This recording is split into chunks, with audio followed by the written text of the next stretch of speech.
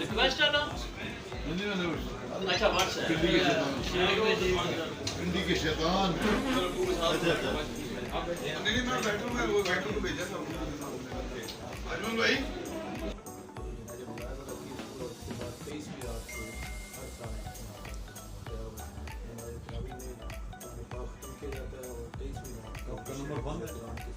अभी उचालेंगे इसमें हम कुरान और हदीस जो है उसकी वो पहलू को उन पहलू को उजागर करते हैं जो हमारी ज़िंदगी में एक तब्दीली लाते हैं।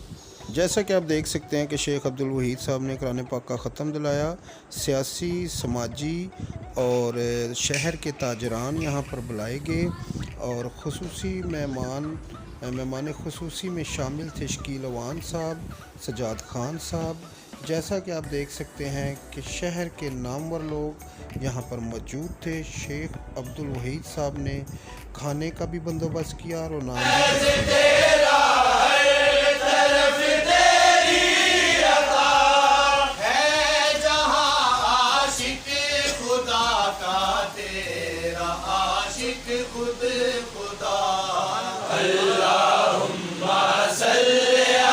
जो मजहबी इज्तिमा हैं, शेख अब्दुल वहीद साहब का कहना है ये आपकी दुनिया और आखिरत दोनों संवारते हैं, लिहाजा इसमें बढ़ चढ़ कर हिस्सा लें। और ये कोई पहली दफ़ा नहीं हुआ, मैं हर साल करवाता हूँ और आइंदा भी ज़िंदगी में मेरा प्रोग्राम है। सच बोलना किस तरह है और तिजारत करना किस तरह है।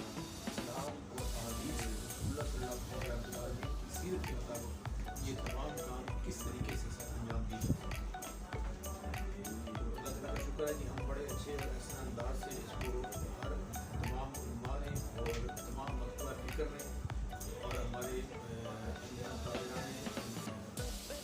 मस्जिद के जितने भी इमाम आए हुए थे, जितने भी नात ख्वाह थे और जितने भी लोग नमाज़ पढ़ाने वाले, तराबियाँ पढ़ाने वाले थे, वहाँ पर उनमें कपड़े, मिठाइयाँ तकसीम की गई और कुछ लोगों में कैश इनाम तकसीम किए गए।